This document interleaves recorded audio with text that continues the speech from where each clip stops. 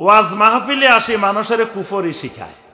মৃত্যুর সময় সবাই চাই ইমানটা নিয়ে কবরে যাম। কি ইমান নিয়ে কবরে যেতে চাই না?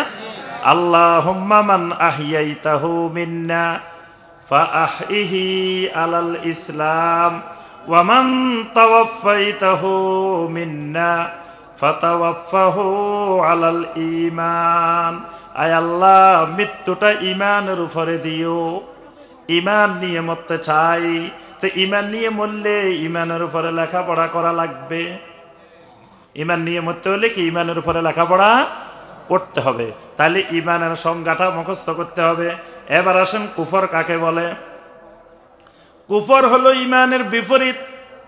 নাকিদুল ঈমান বিল কাউলে আবিল ফেলে আবিল আমলে, অর্থাৎ কোনো ব্যক্তি কথার দ্বারা, কাজের দ্বারা, তারপরে কোনো কর্মের দ্বারা, কোনো কিছুর দ্বারা, কালবের দ্বারা, অন্তরের দ্বারা ঈমান হারা হওয়া, ঈমানের বিপরীত কর্ম করা, এটার নাম কুফর।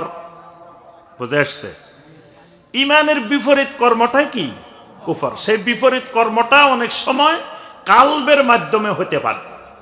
মানে ঈমান আমাকে আপনাকে যা যা বিশ্বাস করতে বলছেন, আপনি যদি এই বিশ্বাসগুলার মধ্যে একটু হেরফের করে ফেলছেন, কি হয়ে গেছে?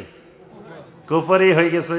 তাওহীদুর রুবুবিয়্যার যা যা বিশ্বাস করা দরকার, তাওহীদুল আসমা ওয়াস সিফাতের যা যা বিশ্বাস করা দরকার, তাওহীদুল উলুহিয়্যার যা যা বিশ্বাস করা দরকার, নবী সাল্লাল্লাহু আলাইহি সাল্লামের রিসালাতের যা যা বিশ্বাস করা দরকার, কোরআনে কারীমের যা বিশ্বাস করা দরকার, নবী সাল্লাল্লাহু আলাইহি সাল্লামের হাদিসের যা বিশ্বাস করা দরকার, এইগুলার কোনো একটার মধ্যে উল্টাপাল্টা করে ফেলছেন, কি হয়ে গেছে?